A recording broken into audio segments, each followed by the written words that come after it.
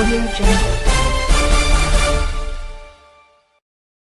Good afternoon. Here is the national news from BGI TV Current. I am Morire Rebila Lawal. First are the major headlines. EFCC invites 8 Buhari ministers over corruption allegations. Fire outbreak. FG calls on governments and governors to invest in firefighting. Reps reject motion to declare national emergency on Japa syndrome. NMDPRA licenses 3 oil marketers to commence petrol importation from July.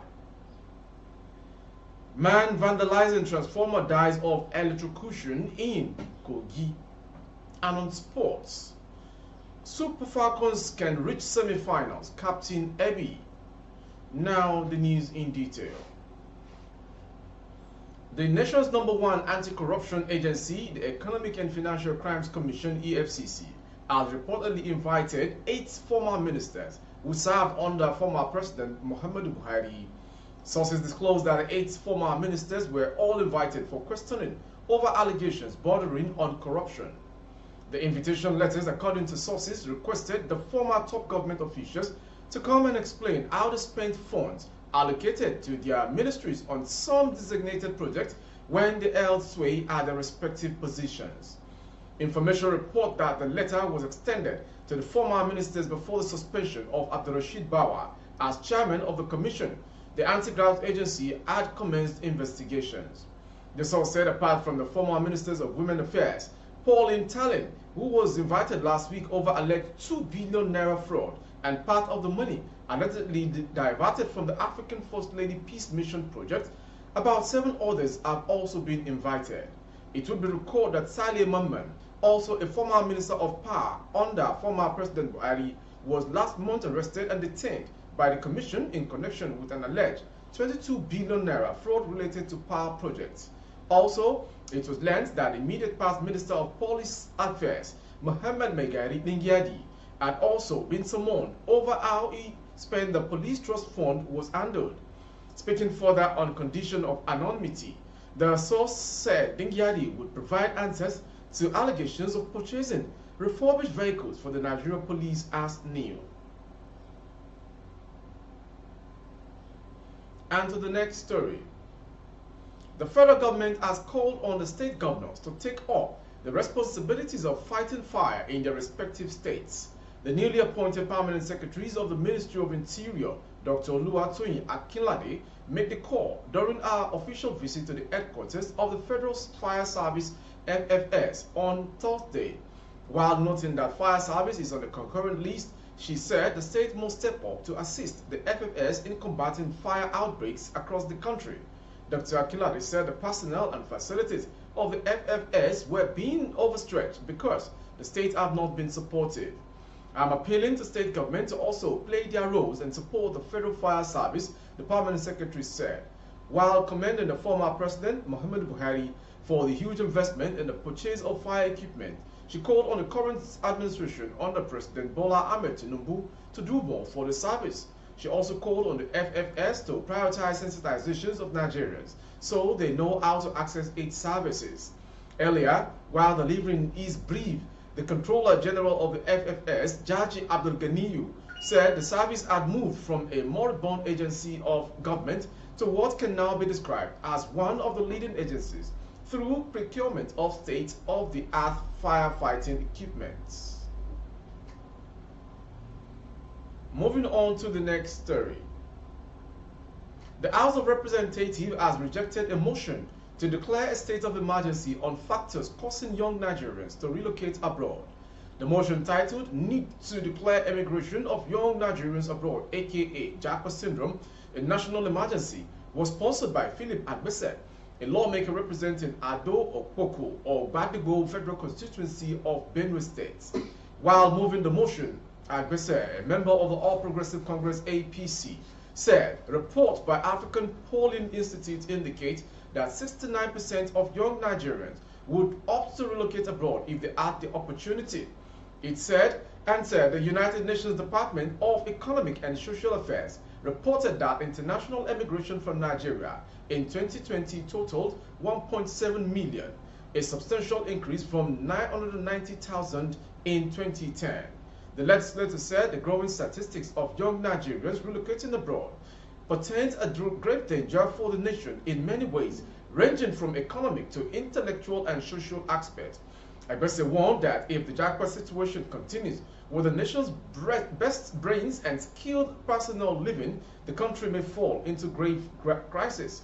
He therefore prayed the House to ask the federal government to convene a national summit with key stakeholders to effectively address the Japa syndrome. Agbese also asked the House to declare a state of emergency on the factors that predispose young Nigerians to give up on Nigeria in preference for other nations. A video shortly. As a Yoruba coinage, which translates to leaving the country, has become the new catchphrase for migration by desperate Nigerians in search of greener pastures. A report by the United Nations Department of Economic and Social Affairs put the international emigration from Nigeria in 2020 at 1.7 million from 990,000 in 2010. That figure has since grown. Poor living wages, growing insecurity, unemployment, and poor living conditions are some of the reasons adduced. Sectors such as health, information, technology, education, and banking suffer the most. Second emotion, ably move. It is in addressing the astronomical increase in the number of young brains getting out of the country that Benue legislator Philip Agbese comes with a motion aiming for a national summit that will address these predisposing factors. In line with the renewed hope team of the President Bola Tinubu administration, the triggers that predispose young Nigerians to find a choice to leave the country attractive, which make young people frustrated, demands a declaration of state of emergency in order to address this syndrome. But the motion failed to fly, as some members insist it contravenes the provision of the Constitution. It's the liberty of a Nigerian if he is qualified and he is normal and he has all the grant rights of movement anywhere he wants. Let there be national summit so that all these factors will be given priority. In another motion, the lawmakers resolved to probe the unending problem of gas flaring by some oil companies with a view to finding a lasting solution. In the last decade, approximately $9.05 billion has been lost to gas flaring. This money would have offset 23.62% of the country's total foreign debt of $38.32 billion. Meanwhile, the sponsor of the motion of the Japa syndrome says he will represent it before his colleagues. The motion failed because, as it is not an issue that people who are just coming out of election have been able to abreast themselves with. But I believe that in the next couple of days, I'm going to visit my colleagues. I'm going to talk to them. The Nigerian Midstream and Downstream Petroleum Regulatory Authority, NMDPRA, says 3 oil marketers will start importing petroleum products from next month. Farouk Ahmed, Chief Executive Officer, CEO, NMDPRA, disclosed this on Wednesday during a meeting with oil marketers. According to a statement on the authority's official Twitter handle, the meeting was held to raise awareness on the requirement of the Petroleum Industry Act, PIA, regarding the full deregulation and importation of petrol. Speaking during the event, Ahmed emphasized the urgent need for product standardization to prevent situations where consumers might be cheated by the importation of off-spec products into the country. He said the Nigerian National Petroleum Company, NNPC Limited, had agreed to reduce its petrol import volume to give room for other players in the industry. Therefore, any marketer licensed to import petroleum products must comply with set guidelines.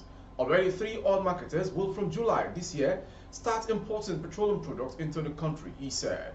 Ahmed added that the oil marketers also reached an agreement to enhance cooperation with security agencies with the aim of facilitating the seamless supply and distribution of petroleum.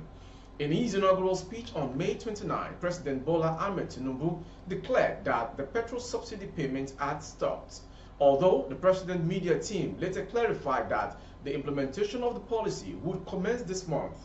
Post-subsidy realities kicked in immediately, sending the price of product to high levels.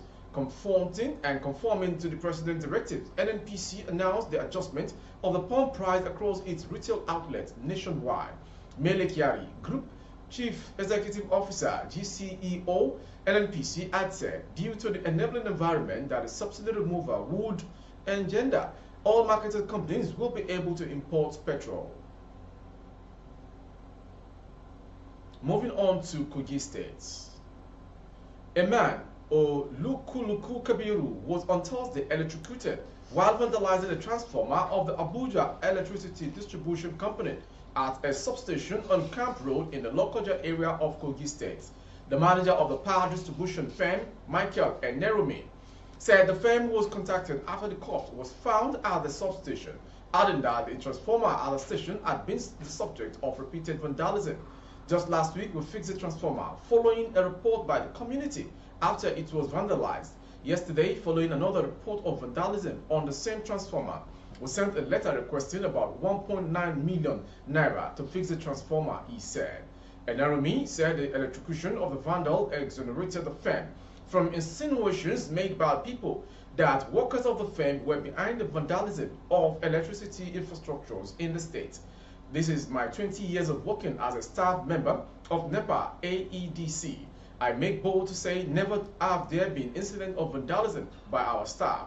I'm happy that the people can confirm these alongside others in Lokoja that mischief makers are behind the wicked act.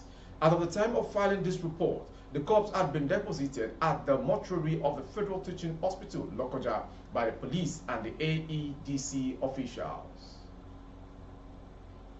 From the story from Kogi State, we go to sport from the Super Falcons camp.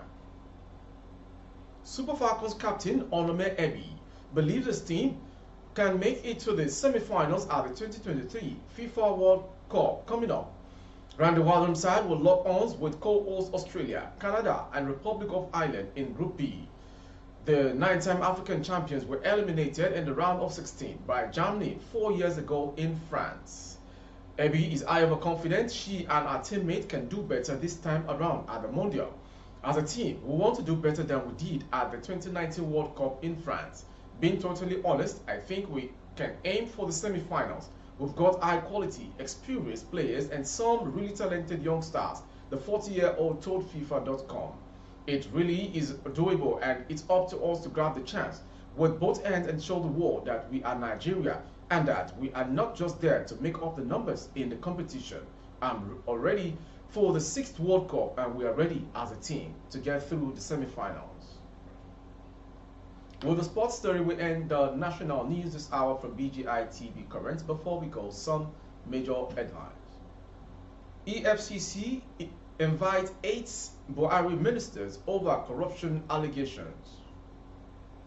Fire outbreak, FG calls on governors to invest in firefighting.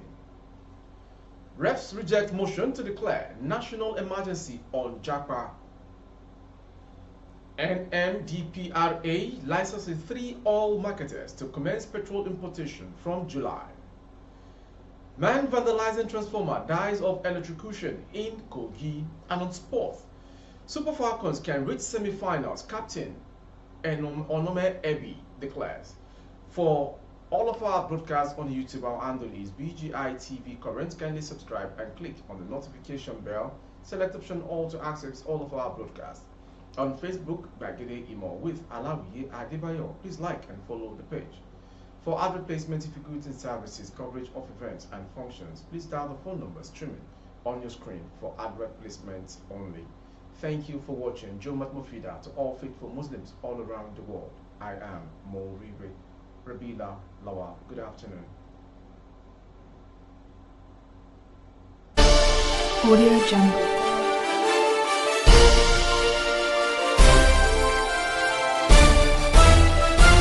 Audio Jungle.